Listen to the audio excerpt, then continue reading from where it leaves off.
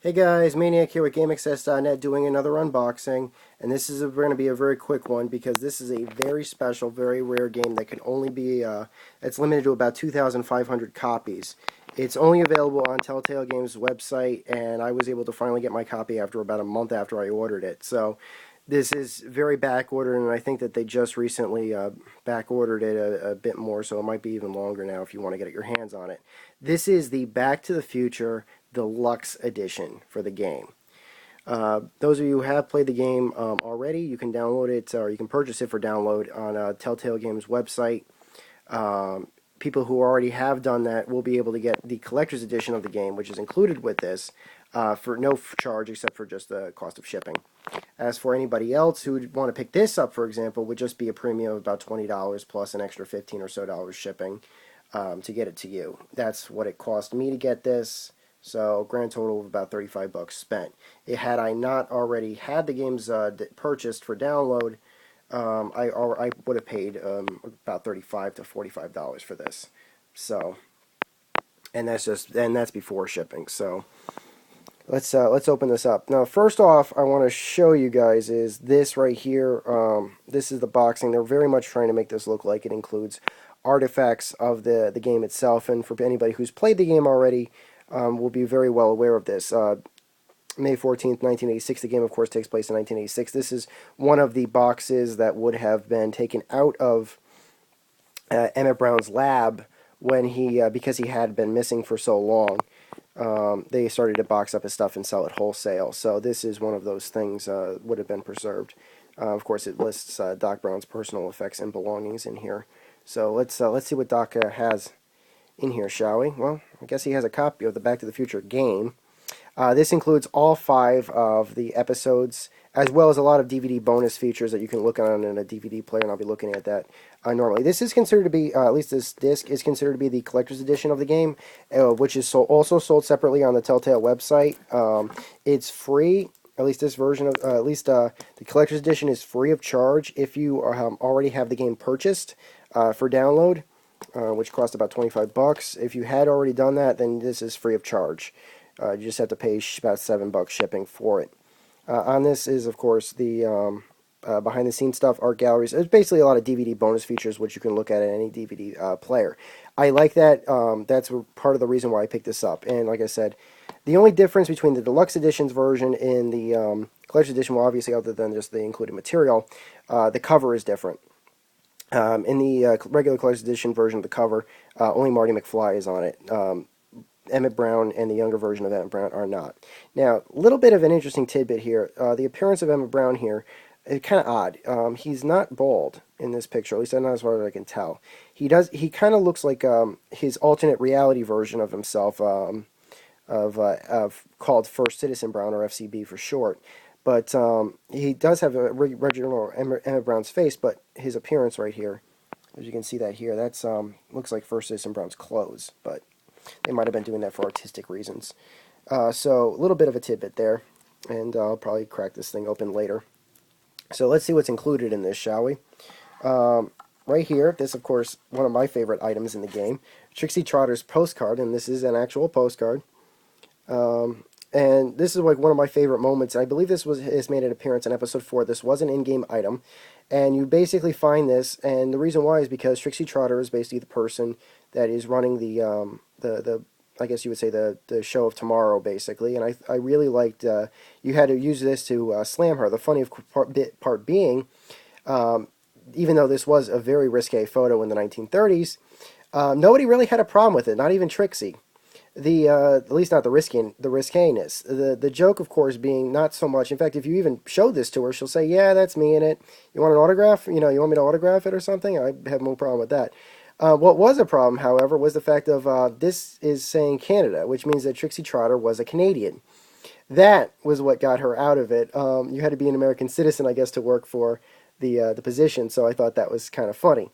So it's definitely a funny, very funny episode. It's a very funny in-game item. And I guess that's why they chose it. This right here is the Hill Valley Historical Society notebook. Looks very similar. Of course, this is etched bindings, but really what this is if you look inside of it, This is, of course, just like a regular art book. Now, what I like about this is they actually used several of the in-game images, as well as some of the in-game, basically concept art for some of these positions. Now, obviously, legal reasons, I really shouldn't be showing this to you, but you know what? I don't care. This is just really, really nice. Really nice artwork. I really do like it. I like that they chose to use a lot of the in-game art in it. So this is I do like this quite a bit, and the fact that it looks the way it does is also a positive. This right here is probably one of my favorite. Well, actually, it's kind of one of the most interesting things. It basically harkens back to my most favorite images, both in the movie and in the game. Now, obviously, I'm sure many of you looking at part of this know exactly what this is supposed to be. The Flux capacitor. Obviously, he had drawn this in the movie. We had seen the drawing that he had done right after he got the interest. This has been slightly altered with obviously it's an updated version with updated notes. What really made me was probably one of my favorite scenes in the game. I believe this was in episode 3. It was at the very end of episode 3 when Marty McFly accidentally had altered time. And the alternate reality 1986 was very different. It was almost like a totalitarian 1984 regime. And Emmett Brown, who was called First Citizen Brown, because he was kind of pretty much the leader of the group, was running it. And basically, the time machine had been destroyed, and Marty needed to get Brown to do it. Even though he did, in fact, have Emmett's notebooks, he didn't actually have any of the knowledge or the know-how in order to, or the materials for that matter, to build the time machine. Even with the original plans, so he had to get Doc to do it. And in one of my absolute favorite moments of the entire game series, he shows he tells First Citizen Brown and finally pleads with him. This is not the right world we live in. This is you are a great inventor. Actually, he's like, well, I'm a great inventor now, and but no, this is what you're supposed to have. This was your crowning achievement. You were supposed to build a time machine, and I screwed this up. Something screwed up. And they look at the notebooks together, and he says, this is the plans on how to build it. Only you can do this. And Brown says, but it's incomplete. And it was. Something had mistaken, and the time stream, as part of the book was missing. But Marty looks through it and shows him this image and says, this is all you need. And he looks at it, and he looks at his jacket, which had this symbol on it, right here. Let's see if I can show it. And he realized that his whole life he had been meaning to do this, to build this device, and he just was not able to. He just hadn't done it because something had indeed gone wrong. So that was like my favorite part of the game. Right here, of course, this is pegged for. It says that there are 6 books included, six slips of paper. This, of course, is from young Emmett's notebook. Many of these inventions actually do appear in the game, of course, various levels and stuff like that. I kind of get a kick out of looking at them because they're kind of cool looking. But it's not 6; it's like 3 double-sided pages. But I kind of was hoping to see maybe a replica of. I think that's funny. That's a little Einstein right there.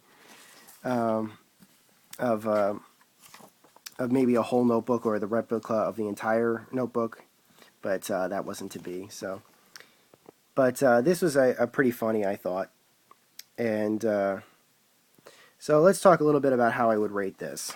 Well, the whole thing itself, like I said, it has a $20 premium over the regular collector's edition. If you already have a copy of the game, this is only going to cost you $20 plus the $15 it cost me for shipping.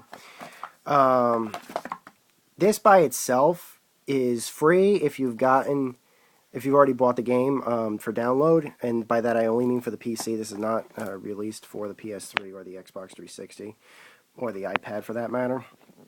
But I actually did like it quite a bit. That having been said, the amount of time I had to wait for this, and the rarity of this, and the cost of this, and everything else, I can't possibly. What I'm basically going to say is this is basically I would recommend it for fanboys of the series only. If you're a die-hard Back to the Future fan, if you really, really, really love the game series and you already had purchased the game series for download, I recommend this. Otherwise, don't. I would rather recommend the collector's edition itself, all by itself. Granted, like I said, the cover is it's an alternate cover here, only Marty's on it, but the contents will be the same, at least of this book, which means that you will include all of the episodes of the game on an actual disc, as well as a lot of DVD bonus content. So I would give this pretty much a required purchase, especially if you have the original game downloaded. Otherwise, I would say for the deluxe edition, especially even though this is very rare, it is quite expensive, and the content is basically, I don't think it would justify that price. But you know what? It's rare. It's very well made. There's just not a lot of content in it, or I should say, not a lot of extra content that would justify the $20 premium. But it's really good. I would recommend it to Back to the Future fans. So until next time, guys, this is Maniac with GameAccess.net. Over and out.